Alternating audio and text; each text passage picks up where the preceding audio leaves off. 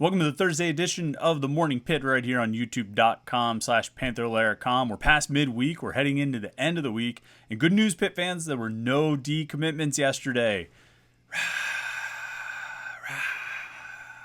Dun, dun, dun, dun, dun, dun, dun, dun. Well, there was a transfer, actually, so we can't say that it was all good, but there was good news for Pitt yesterday, a number of things. I mean, aside from just not having any decommitments. And but there was some pretty good recognition for Pitt players, and actually there's been good recognition for Pitt players all week, and that's what we're going to talk about today on the Morning Pitt. Remember, we do this right here on youtube.com/Panther-Lair.com. Every day, Monday through Friday, we release a new video just to get you ready for the day. Everything you need to know about, talk about, think about, ponder, consider, be mad about in the world of Pitt sports. You find it right here on the Morning Pitt, youtube.com/Panther-Lair.com. Do us a favor while you're here. Make sure you like this video, subscribe to our YouTube channel. That way you'll never miss any of our exclusive Pitt video content. Post-game press conferences, our Wednesday night live stream like we did last night with the live Panther-Lair show. Some of the post-game shows that we've done. Maybe we'll do a few of those for basketball this year. We'll see.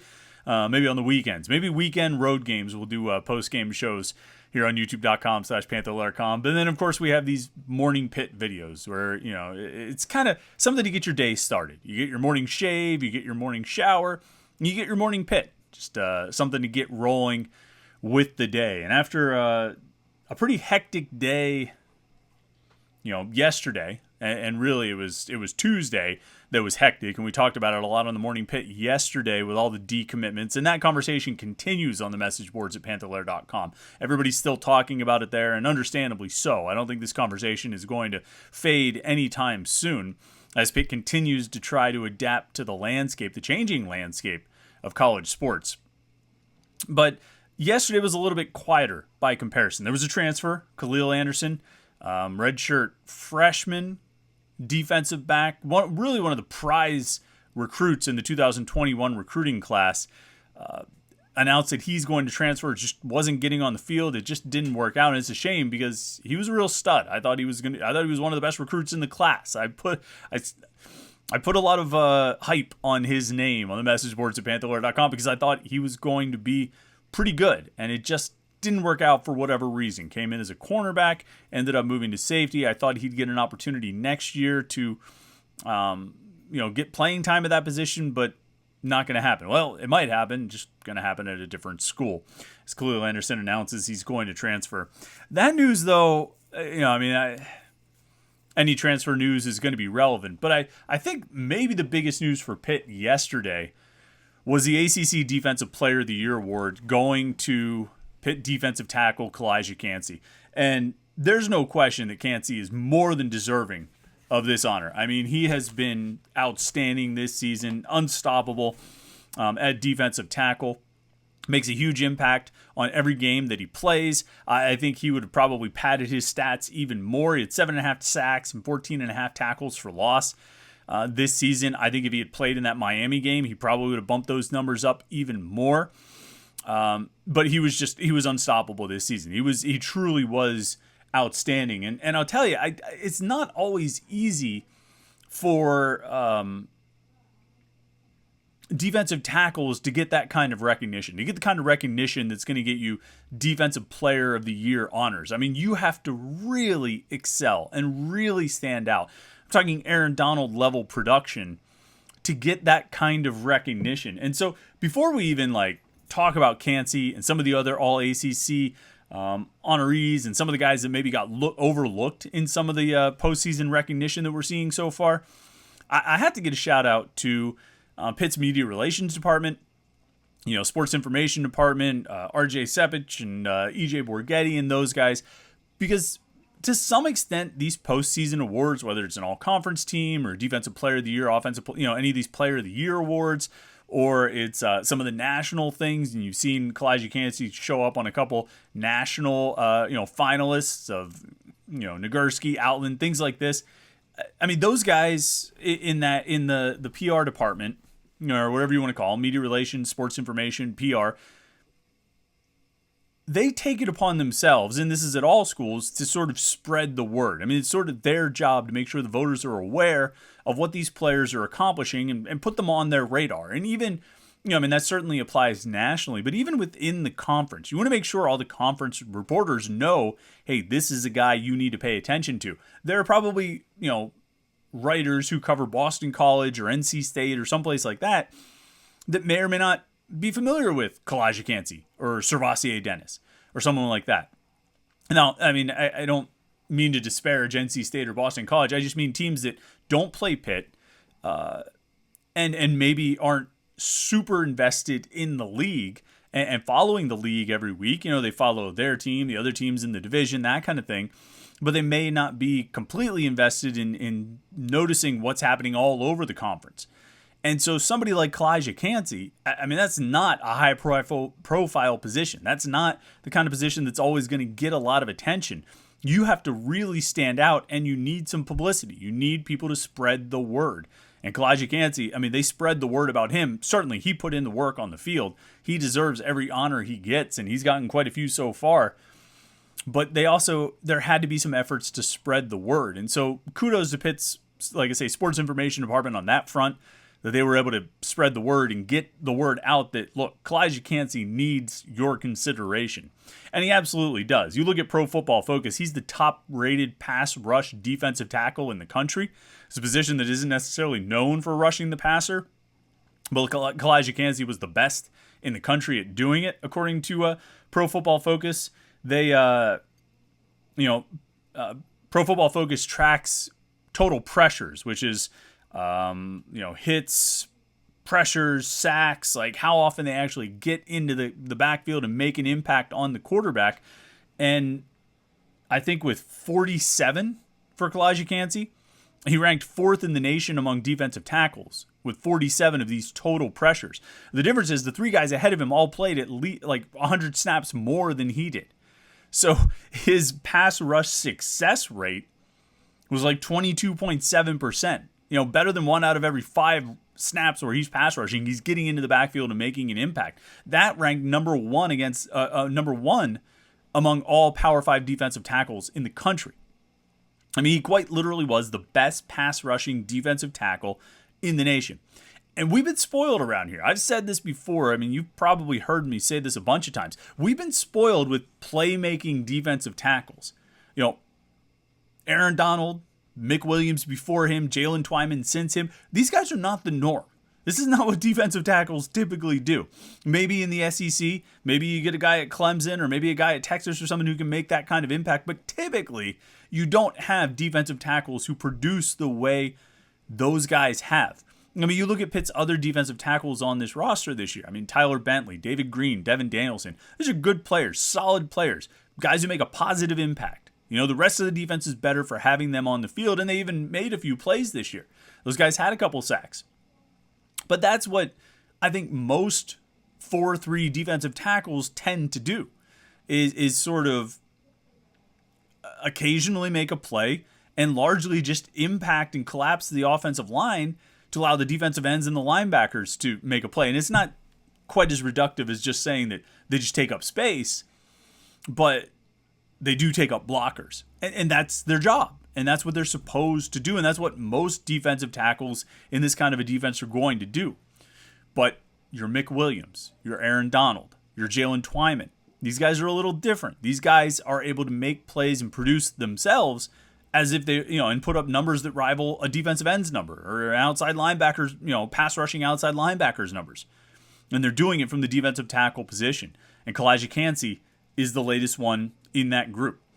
He was tied for 3rd in the ACC in total sacks with 7.5. He was tied for 2nd in the ACC in tackles for loss with 14.5. And he's tied in those stat categories with like defensive ends and linebackers. But he's doing it as a defensive tackle. It's remarkable.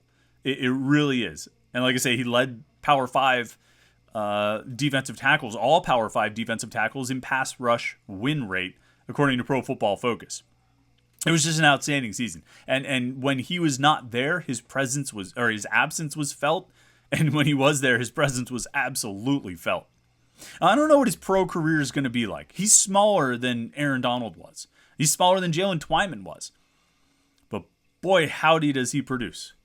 And I think if you have production like that and film like he's got, it's going to be, a huge element here is going to be what he does at the NFL Draft Scouting Combine, if he gets invited there, or what he does at Pitt's Pro Day. I'm sort of assuming he's going to go. I don't assume that he's going to come back for another season at Pitt. I could be completely wrong about that. I feel like we're all sort of operating on that assumption. But it'll be the testing numbers. He's going to have to really put up impressive numbers to offset the height and the weight, because he is a smaller player. And, getting over against Syracuse or Georgia Tech or whoever it was, I think he got kicked out in the Carolina game too, right? I mean, that definitely had an impact on that game.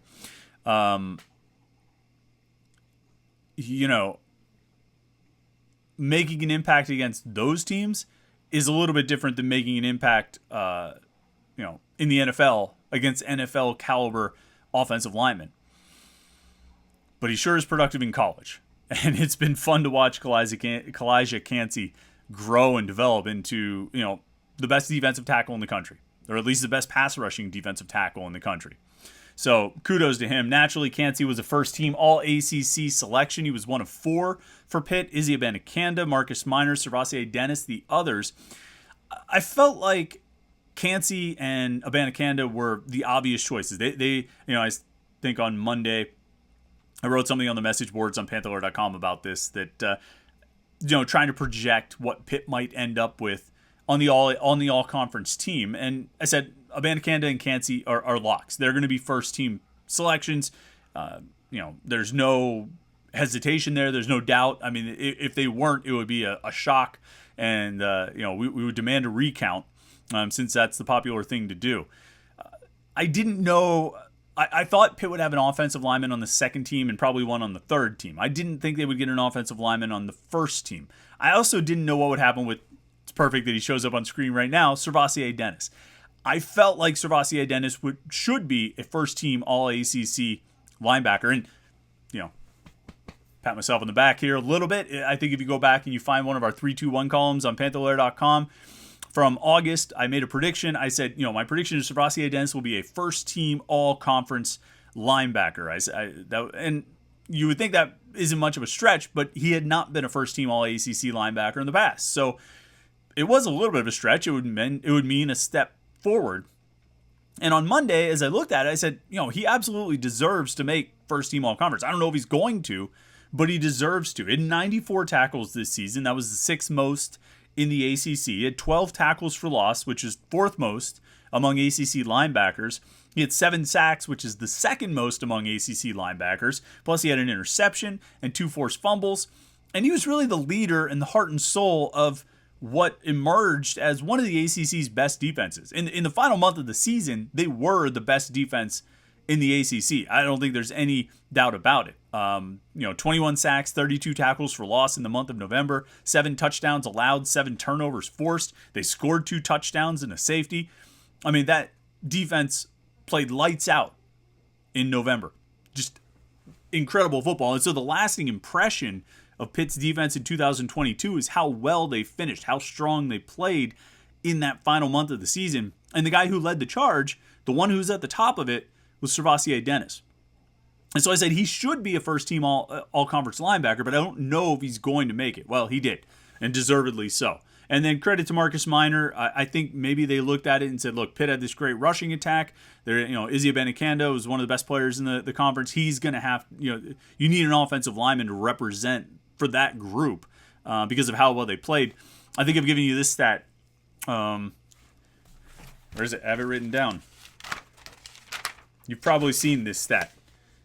Over the month of November, Pitt had 147 rushing attempts by running backs in the month of November. 2 of those attempts lost yardage. So they got at least back to the line of scrimmage or gained yards on 145 out of 147 rushing attempts in the month of November. Also in the month of November, Kedon Slovis dropped back to pass 111 times. He was sacked twice.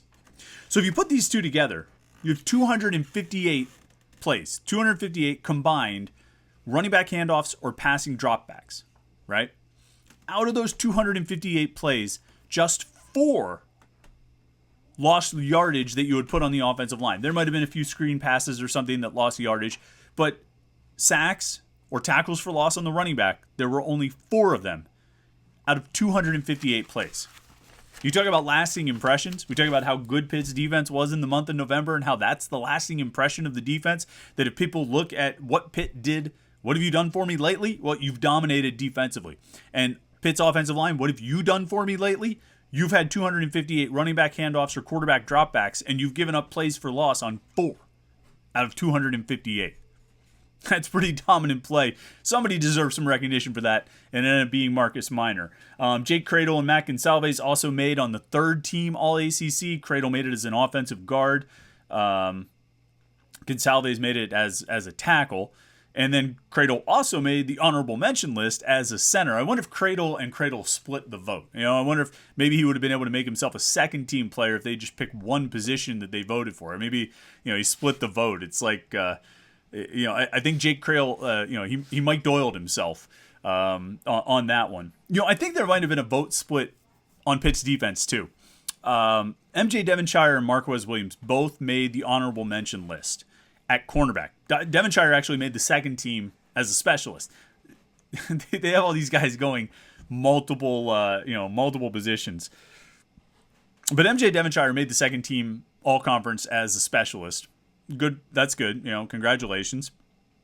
But Devonshire and Williams both made the honorable mention list as cornerbacks. And I wonder if they split the vote, because either one of these guys would have been deserving. And to be honest, I'm kind of putting it with Marquez Williams. Look, there were only 2 players in the ACC who scored more than 1 defensive touchdown this past season, and it was MJ Devonshire and Marquez Williams. They both had 2 pick sixes each. But I look at Williams, and there's a whole lot you can dig into on the numbers here. And the first one, and this is what stands out maybe the most to me, because I think it's a show of respect for Marquez Williams.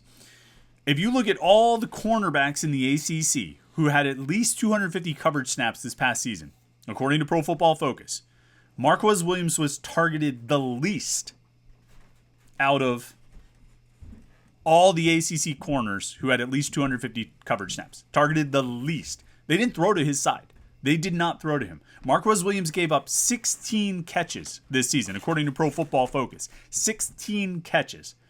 That's the second fewest of any ACC cornerback with at least 250 coverage snaps. Marquez Williams gave up 1 passing touchdown. It's tied for 5th in the conference. There were a handful of guys who didn't give up any.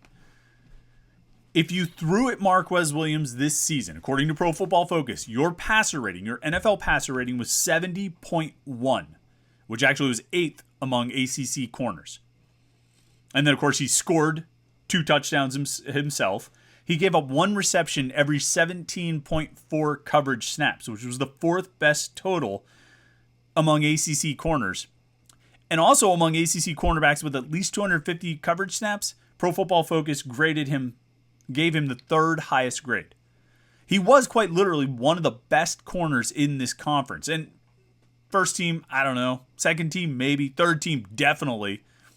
Should be better than honorable mention. And the only thing I can really think, and this was pointed out to me by someone else, is that maybe there was some vote splitting between Williams and Devonshire. That maybe people didn't want to vote both of those guys to a high ranking, when they're on the same team. Maybe that's what it came down to. I'm not entirely sure, but Marquez Williams, I think, deserved better than an honorable mention for his performance in 2022. I think he was one of the best corners in the ACC. And again, to me, it comes back to the fact that he had the fewest targets of any cornerback in the ACC. They did not throw to him. They did not throw at his side. And he gave up 16 receptions all year. 1 touchdown.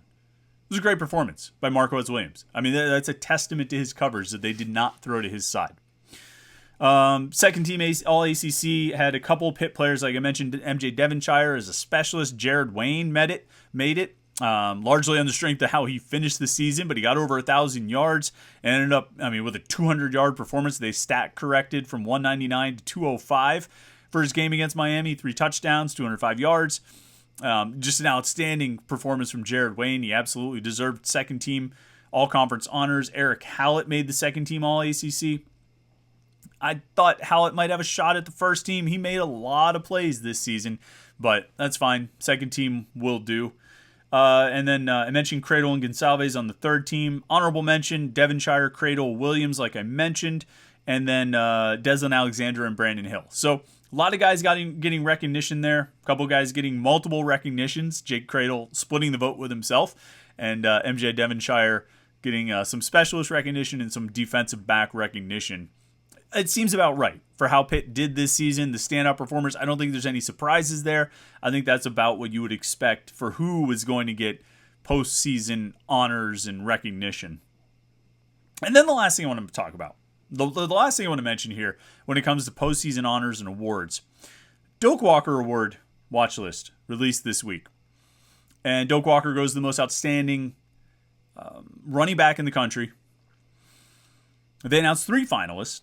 Michigan's Blake Corum, Texas' Bijan Robinson, and Illinois' Chase Brown. Not Pitt's Israel Abanikanda. The same Israel Abanikanda who averaged more yards per game than Michigan's Blake Corum. The same Israel Abanikanda who averaged more yards per carry than Illinois' Chase Brown. The same Israel Abanikanda who scored more rushing touchdowns than anyone else in the country. The same Israel Abanikanda who scored more total touchdowns than anyone else in the country. The same Israel Abanikanda who was the number 5 running back in Power 5 according to Pro Football Focus's grade system. Corum and Robinson were 1 and 2. Brown was behind Abanikanda. Same Israel Abanikanda who ran for 1,431 yards, who averaged 6 yards per carry, 130 yards per game, scored 20 rushing touchdowns, and added 1 more receiving score, again, to be the most prolific scorer in college football in 2022, and he's not a Doke Walker Award finalist. I don't know if, he sat out the one game, I forget which game it was, Syracuse or something like that. Maybe if he plays in that game and gets another 150, gets enough yards to put himself over the 1,500-yard mark, maybe that makes it. And you'll get no argument from me about Blake Corum. You'll get no argument from me about, Bijan Robinson. I think those guys, even if they sort of didn't finish strong, Corum took one handoff or something against Ohio State. I'm not going to hold that against him. I'm not going to hold it against Robinson if he didn't have a great game, or if he didn't maybe have the November that, a strong capping performance. But, those guys were great all season long. They were 2 of the best running backs in college football all season long. But so was that guy. So was Israel Abanikanda. More than Illinois' Chase Brown. And it's unfortunate. I think Abanikanda, I'm not sure what more he could have done this season. I guess play in all the games and end up over 1,500 or 1,600 yards or something like that. I guess if he had run for 170 yards against Syracuse or something, maybe he would have had 1,600 yards. But he had really one of the great seasons in Pitt history for a running back. He obviously set the single game rushing record when he broke Tony Dorsett's record against Virginia Tech. And he had a season that was, comparable to some of these great running back seasons we've seen. Better than, what Quadri Olson or Darren Hall did in 2018, although those guys were working in tandem. I would say it was comparable to James Conner in 2014. I would say it was comparable to Dion Lewis in 2009. I think it was comparable to the 2 Shady McCoy years, LaShawn McCoy years in 2007 and 2008. And his 1,431 rushing yards may or may not, stand up against some of those other performances, but he was every bit as dominant. He was every bit capable of taking over a game. And for a team that really couldn't pass the ball at all, to ignore the guy who was the engine that really drove them to 8 wins, or 7 wins in the games that he played, I think it's a real, and I think he got hurt in the Georgia Tech game, right? So he ends up missing time in a game that they lose, but is clearly the best player on the team and the reason they've had any of the success that they had, at least offensively. I mean, the defense certainly deserves a lot of credit for the success that Pitt had this season, but offensively, it's Izzy Abanikanda. He's the guy who made it go. And so I think that was a major oversight by the Doke Walker voters. I think it's disappointing to not have, he didn't necessarily need to win it, but he should be a finalist. I mean, he's been one of the best running backs in the country. But you can't win them all, and to some extent, go beat Georgia Tech. Go beat Louisville. You're 10-2. Who knows? Maybe you have a little bit better chance of getting that recognition. You like to think those things don't matter, but they do. It's going to play some factor. And if it comes down to splitting hairs, even though I think Illinois was 8-4 as well, right? If it comes down to splitting hairs, some things are going to outweigh others and have an impact. But we all know the kind of season that Izzy Abanikanda had. He was an outstanding player for Pitt this year. It was, like I said, it was one of the great individual performances that we've seen in quite some time at the running back position. Maybe going back to James Conner in 2014. It was a great season for Abanikanda. He really broke out, and I think he positioned himself as an NFL draft prospect. I assume he's going to go. It'll be interesting to see if he decides to play in the bowl game. I'm guessing he won't, probably, right? I mean, that seems like it would probably make the most sense. Or at least, it would fit most with how things operate these days. But it was fun to watch for this year, wasn't it? It was a good season. It was a great performance. All right. I set some thoughts on the postseason awards. These things, there's always politics involved. There's always narratives involved. There's always questions about how much people were paying attention. But I think Pitt got the recognition it largely deserved, aside from the Doke Walker snub.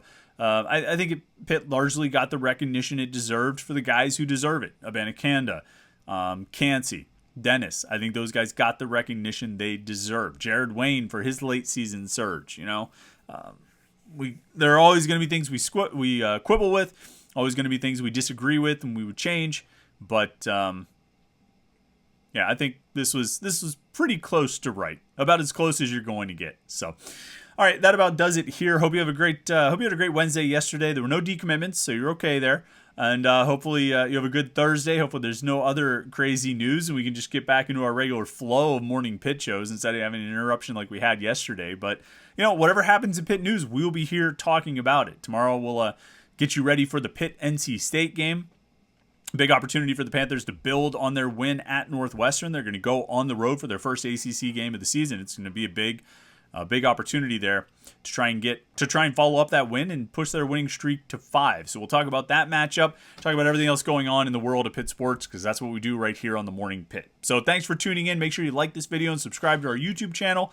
And have a great Thursday. You're almost at the end of the week. Thursday is almost as good as Friday, right? So have a good Thursday. Enjoy it. And we will talk to you tomorrow morning on the Morning Pitt right here on youtube.com/Panther-Lair.com.